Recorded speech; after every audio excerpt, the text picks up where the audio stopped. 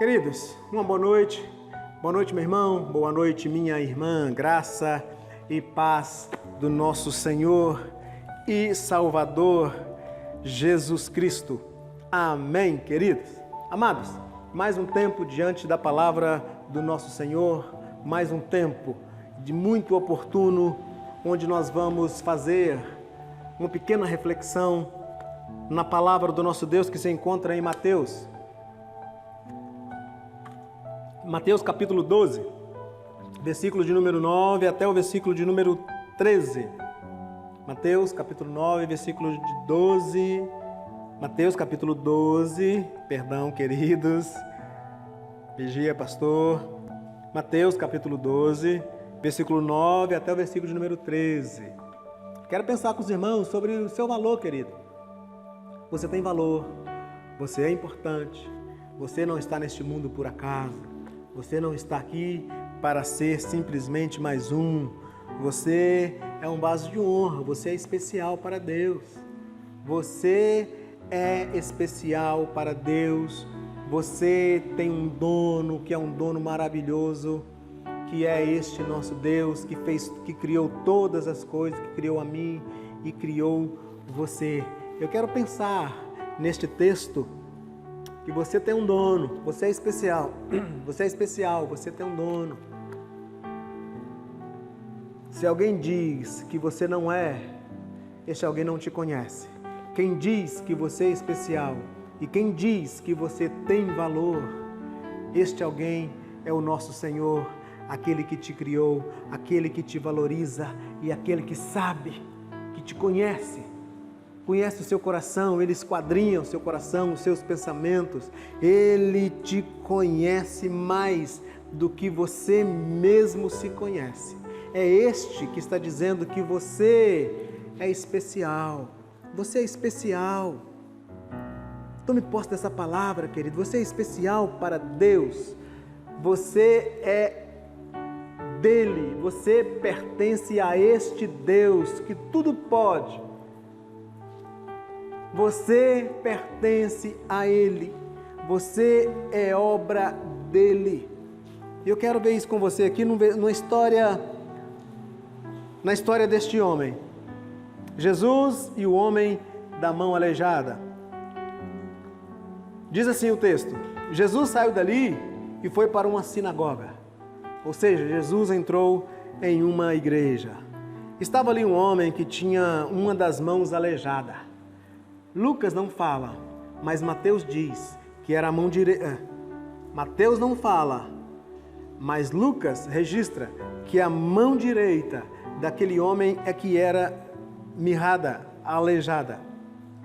Então, algumas pessoas que queriam acusar Jesus de desobedecer à lei lhe perguntaram: é contra a nossa lei curar no sábado? Olha só, Jesus mal havia entrado na igreja, na sinagoga, e já estava com esse pensamento maquiavélico, bem capcioso para o lado do nosso mestre. E eles perguntam assim: é contra a nossa lei curar no sábado? E aí Jesus responde essa pergunta com a outra pergunta. Ele fala assim: se um de vocês tiver uma ovelha e no sábado ela cair no buraco, será que ele não vai fazer de tudo para tirá-la dali? Será que você não vai fazer de tudo para tirar a sua ovelha do buraco? Será que você vai deixar a sua ovelha morrer ali à míngua, à sede, à fome? É o que Jesus pergunta para eles. Jesus responde a pergunta deles com uma outra pergunta. E eles ficaram calados. Como eles não responderam a pergunta de Jesus, Jesus continuou: pois uma pessoa vale muito mais do que uma ovelha. A colocação de Jesus: pois uma pessoa vale muito mais do que uma ovelha. Portanto, a nossa lei permite ajudar os outros no sábado. E disse para o homem: estenda a mão. Ele estendeu e ela sarou e ficou igual a outra. Ela sarou e ficou igual a outra. Não sabemos muita coisa deste homem. Não relata nem Mateus, nem Marcos e nem Lucas. Lucas registra este episódio extra de que ele tinha uma das mãos, a mão direita dele é que era mirrada. Mas, queridos, eu queria pensar com os irmãos sobre a importância das nossas mãos. Porque alguém pode pensar, uma mão. Queridos, a mão, ela é extremamente importante. Segundo os estudiosos, a mão, depois do cérebro, é que executam as tarefas mais elaboradas do nosso corpo. É só você parar e pensar na quantidade de coisas que você faz com a sua mão. Hipoteticamente, pensa aí, meu querido, pensa aí, meu irmão, pensa aí, minha irmã, na infelicidade, só um pensamento, querido, só um pensamento. Longe disso, só uma hipótese que eu não gostaria nem de fazer, mas é preciso fazer. Na possibilidade de ficar sem uma das mãos. Pensa na quantidade de coisas que você deixaria de executar. Coisas simples como dar um tchau, ou um joia, ou não, ou um até logo, ou falamos depois. A mão tem uma infinidade de funções, como abraçar, deixar de abraçar, fazer um carinho. Poderíamos falar aqui das funções infinitas das mãos, porque a mão, além de executar, as mãos, elas também falam. Basta você perguntar para um mudo, para um surdo, o significado das mãos. Ele vai te responder da forma que eles falam. As mãos, elas falam. Pelas mãos nós fomos criados. Diz o Gênesis que Deus pegou o barro e nos moldou a sua imagem e a sua semelhança. Assim, ele fez o primeiro homem, Adão. Com a mão nós fomos feitos. Para o mudo e surdo, as mãos é o verbo. E para o verbo de Deus, as mãos foi o porta-cravos. As mãos foram o porta-cravo do verbo que se fez carne e habitou entre nós. A mão tem um significado lindo na nossa vida. E ela fazia falta na vida daquele homem. O que faltava para aquele homem era justamente a mão. E mais precisamente a mão direita. Mas o texto diz que Jesus entra no templo, entra na sinagoga, entra na igreja e não só entra na igreja, como entra também na vida daquele homem. Jesus entrou ali naquele dia especial e aquele homem estava ali. E Jesus, vivendo a sua vida, ele foi questionado por alguns perturbadores sobre o curar no sábado. Interessante isso, querido. E Jesus responde para aquele homem: se você tiver uma ovelha e ela cair no buraco, você vai deixar a sua ovelha lá no buraco morrendo de fome, sede, amíngua? Eles não responderam nada. Então Jesus continuou: escute tudo bem, então escute bem isso aqui. Uma ovelha, uma pessoa, vale muito mais do que uma ovelha. Uma pessoa vale muito mais do que uma ovelha. E disse assim: estenda sua mão, meu filho. Aquele homem estendeu a mão e a mão daquele homem ficou curada. Aqui eu aprendo algumas coisas com aquele homem.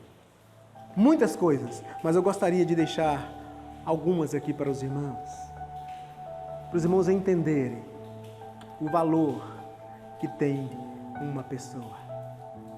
O valor que tem uma pessoa que sabe em quem crê, que sabe que tem um pai, que sabe que não está só.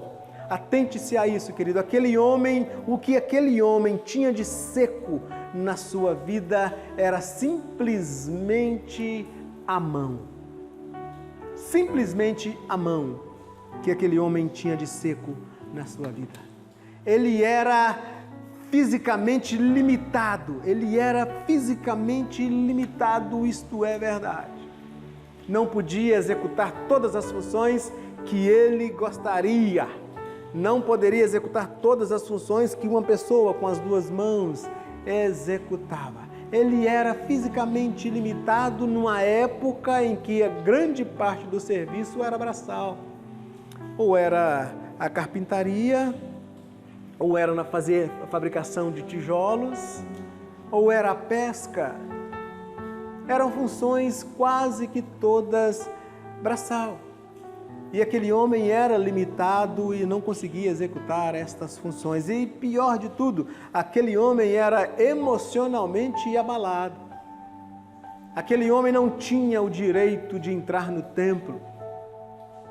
O contexto daquela época era de um preconceito estarrecedor. Diante da doença de qualquer um que fosse, de qualquer um, o judeu já olhava com o olho atravessado, já olhava com a cara torcida e pensava, está em pecado. Pecou ele ou pecou o pai dele? Está em falta com Deus. Se está em falta com Deus, se está em pecado, no templo não entra. Segundo os pesquisadores, aquele homem, provavelmente ele estava do lado de fora do templo. Por isso que Lucas relata que Jesus o chama para o meio. Alguns mais otimistas dizem que ele estava no cantinho escondido. Ele tinha que esconder porque se alguém conhecesse-o e já sabendo da sua enfermidade, colocaria para fora. Se eles estavam na sinagoga que eles ainda não conheciam, ele poderia ter entrado com a mão escondida no bolso, com a mão escondida por dentro da roupa. Emocionalmente abalado. Mas a história que conta mais e que tem um peso maior é que ele possivelmente estava do lado de fora do templo. Mas o que me chama a atenção naquele homem, queridos, uma segunda coisa que me chama a atenção naquele homem é que ele era fisicamente limitado, emocionalmente abalado, mas ele era espiritualmente focado. As limitações daquele homem não o fez perder a sua fé. A limitação física daquele homem, ou podemos dizer, as limitações físicas daquele homem não o fez perder a fé. Os traumas emocionais daquele homem não o fez perder a fé. Ele estava na igreja praticando a sua fé. Ele sabia que ali era o lugar certo para se estar. Muito interessante isso, querido. As crises deles, os traumas daquele homem, as dores daquele homem, não era que dirigia a sua vida. Não é que dizia para ele o que ele tinha que fazer ou deixar de fazer. Aquele homem tinha uma fé viva em Deus. Ele sabia que, apesar de tudo, ele precisava e deveria estar na casa do Senhor. E lá ele estava, querido. E naquele dia, em especial, entrou nada mais e nada menos ali o Deus encarnado. Aquele homem que já esperava o Deus na casa dele, entra o próprio Deus, agora o Deus encarnado. Mais uma vez eu digo, aquele homem estava no lugar certo, no dia certo e na hora certa. Aqui eu quero aprenda aqui uma outra verdade, queridos. Coisas certas, atente-se a isso, coisas certas, naturalmente, acontecem no lugar certo. Coisas certas tendem a acontecer no lugar certo. coisas erradas naturalmente acontecem em lugares errados. Coisas erradas tendencionam a acontecer em lugar errado, mas no lugar certo, coisas boas acontecem, querido. Coisas boas acontecem na presença do nosso Deus. Coisas boas acontecem no lugar certo. E onde é o lugar certo? O lugar certo é na presença do Senhor. O lugar certo é na presença do nosso Senhor. Uma outra coisa que eu acho interessante na vida daquele homem é que ele não pediu nada. Atente para esta verdade, amados. Ele estava no lugar certo, vivendo a sua vida na fé em Deus. E ele não pediu nada. Ele simplesmente vivia a sua vida com Deus. Ele simplesmente vivia exercendo a sua fé. Eu aprendo aqui com este homem, querido, que depender de Deus é sempre a melhor escolha.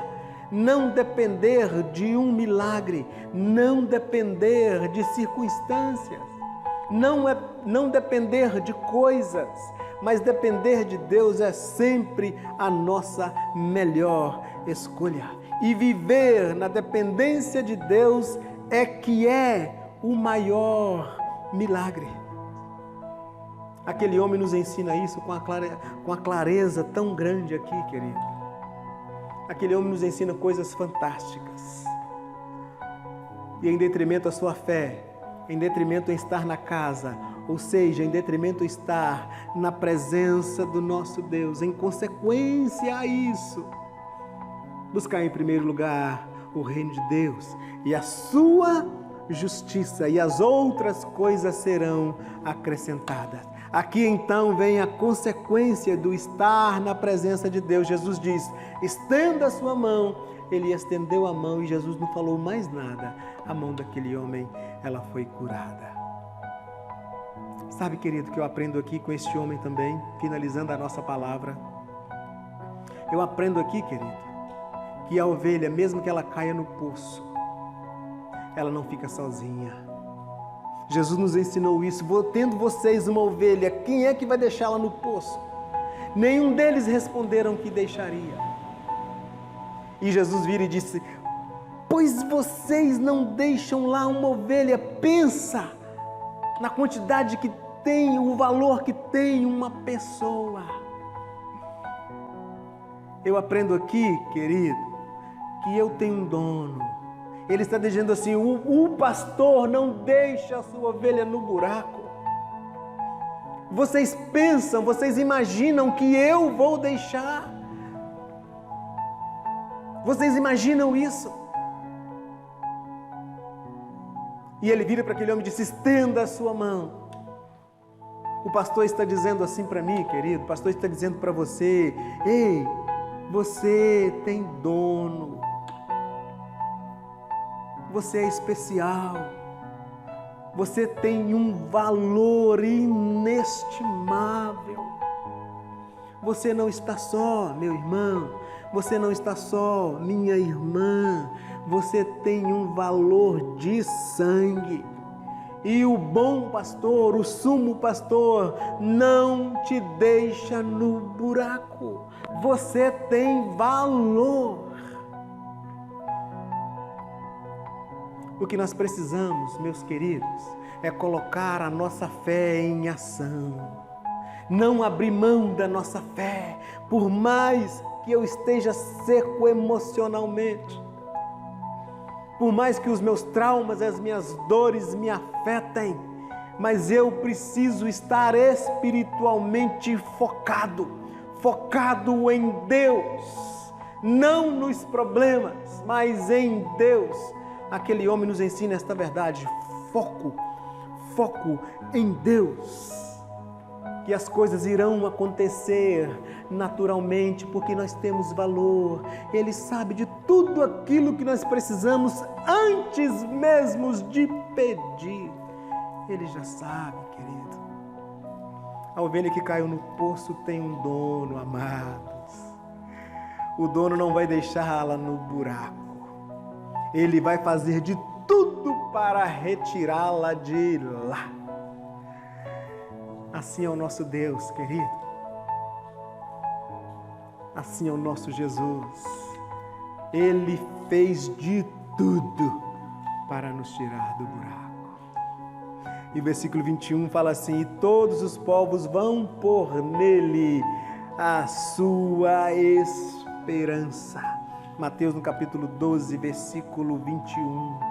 E todos vão pôr nele a sua esperança. E o Salmo 146, versículo 5 diz assim: como é feliz aquele cujo auxílio é o Deus de Jacó, cuja esperança está no Senhor, o seu Deus. Aquele homem conhecia o Salmo 146, a esperança dele estava no Senhor, o Deus dele. E pelo fato de haver esperança, havia vida naquele homem. As outras coisas estavam difíceis. Uma vida física debilitada, uma vida física limitada, um emocional abalado, mas um espiritual vivo e forte. Vivo e forte, na casa, na presença, a presença, querido. A presença do Senhor é tudo em nossas vidas, querido. Precisamos entender esta verdade. A presença do Senhor é tudo em nossas vidas. E quando estamos na presença dele, nós sempre ouvimos ele ouvir dizer assim: estenda a mão, estenda. Amém, igreja? Estenda a mão. Oh, queridos, é o convite do Senhor. Estenda a mão. Ele está dizendo assim: filho, abra aí o seu coração e veja. Abra os olhos do coração e veja. Abra os olhos, queridos. Abra o coração e veja. Creia. Sinta. Creia que o bom pastor, o sumo pastor, não vai te deixar no buraco, porque você tem valor. Você não tem preço, querido, você tem valor. Aquilo que tem preço não tem valor. Você tem valor para Deus. Entenda isso, querido. Permaneça firme na fé. Por mais que as circunstâncias, por mais que tudo diga não, por mais que esteja difícil, mantenha o foco em Deus. E no tempo dele, ele vai agir. Buscai em primeiro lugar o reino de Deus e a sua justiça, e as outras coisas ele vai acrescentar. Que Deus complete essa palavra aí no seu coração, querido. Que Deus complete. Você tem valor. Você tem um dono, você pertence ao sumo pastor, e o sumo pastor não deixa a sua ovelha no buraco. Que Deus complete essa palavra no nome de Jesus. Amém e glória a Deus.